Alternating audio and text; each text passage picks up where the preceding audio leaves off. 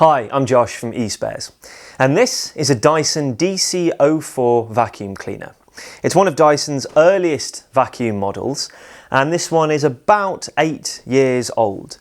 Now, it looks to be in generally quite poor condition, and when we tested it earlier, we found that its efficiency has dropped quite considerably. So we are presented with two choices.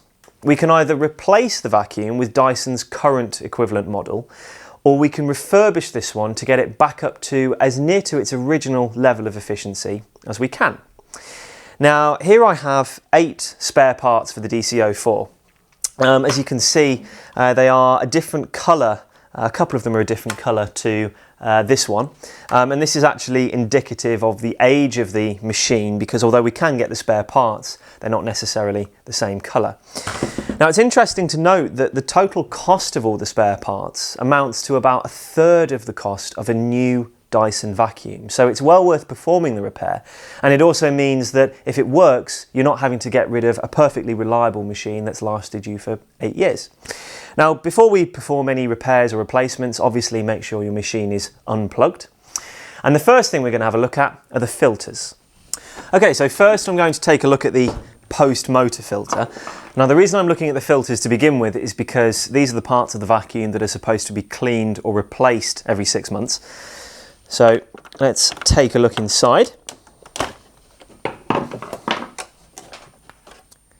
Wow, and as you can see, this filter is absolutely filthy. Looking at it, it looks like it hasn't been replaced at all throughout the course of the vacuum's life. And if we turn it over, you can also see some black dirt on the top, which would indicate that it's no longer efficiently removing dirt from the airflow.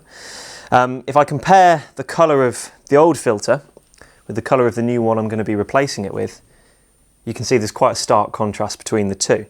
Now, if I just pop that to one side, before I put the new one in, I'm going to clean some of the dirt out of the filter cavity.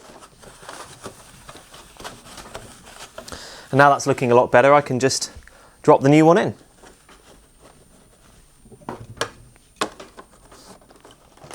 Now let's have a look at the pre-motor filter. Okay, so this one doesn't look to be as bad as the post-motor filter was, but it is still quite stained, carrying a lot of dirt in it. We could just clean this, but judging by its current condition, I think we're going to go ahead and replace that with a new one. So we'll pop that in the top there. And also I'm going to have a look at the canister. Now, the canister doesn't appear to be broken in any way, but it is very dirty. It's very scratched as well, which is going to make it quite unhygienic. And also, you can't really see through the plastic to the inside of the canister very well. So again, I think we're going to go ahead and replace that with a new one. Now, before I do, I'm just going to get rid of some of the caked on dust off the cyclone unit. There we go, I'll just pop that to one side. And here's my new replacement canister. And just pop that to one side as well. And now I'm going to turn the Dyson round and take a look at the wand and hose on the back.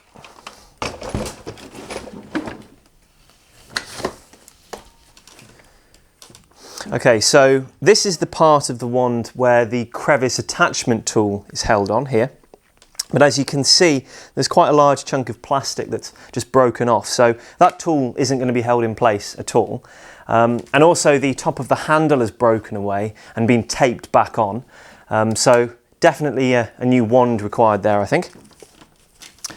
Now, looking at the hose appears to be in generally good condition, except for I've just noticed a tear here at the top. Now, a tear in the hose is going to cause a huge loss of suction and a massive drop in efficiency of the machine. So a new hose definitely required as well. Now, we can replace the hose and the wand together. I'll just pop that down by releasing this button at the bottom of the hose and pulling it out. And here I have my replacement wand and hose. Now I'm just going to pop that in the top there. Now when you first put the wand into the hose, they might be quite stiff, so you might need to use a bit of force to get it in. Like that. And now this can be replaced back on the machine. Now I'm going to turn the Dyson onto its front and we'll take a look at the brush bar and the sole plate underneath. I'm just going to move this back to give myself a flat surface to work on. Now the sole plate seems to be in generally good condition, except for this roller here. This roller's not turning at all. If you have a laminate floor or a wooden floor, that can leave some pretty deep scratches in it. So we're going to go ahead and replace that. Let's unlock the sole plate. I'm just using a penny, but you can also use a flathead screwdriver. And we'll take a look at the brush roller underneath. Now again, the brush roll is in fairly good condition. There's a lot of hair and carpet fibre wrapped around it, which is quite normal. But the bristles on the brushes are quite short. That's going to cause the vacuum cleaner to not pick up a lot of the debris that's on the carpet. So we're going to go ahead and replace the brush roll as well, I think. Now the belt here, that's quite tight, and that's good. We need the belt to be tight against the brush roll so that it actually turns properly. This is a clutched model of Dyson. If your belt on your vacuum is clutched and you need to replace it, you can see another eSpares video on how to do this. So let's go ahead and replace the brush roll.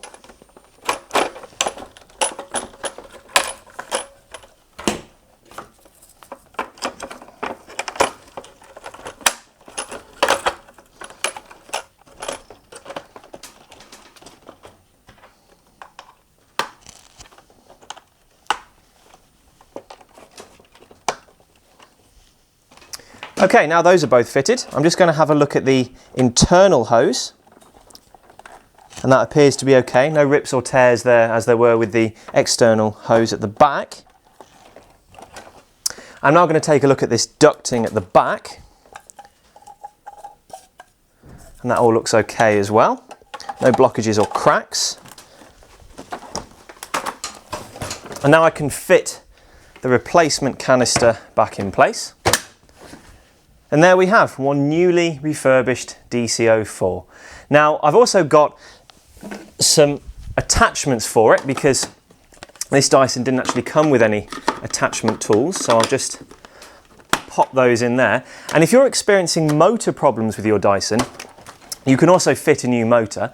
And the great thing is that even with the addition of a new motor and all the spare parts you've seen me fitting, it will still cost less than half the price of a brand new Dyson. You can actually refit most of the parts in a Dyson. Most spares are available, and it'll save you money and also save the environment. All these spare parts and spares for a range of other vacuum manufacturers are available on the eSpares website. Thanks for watching.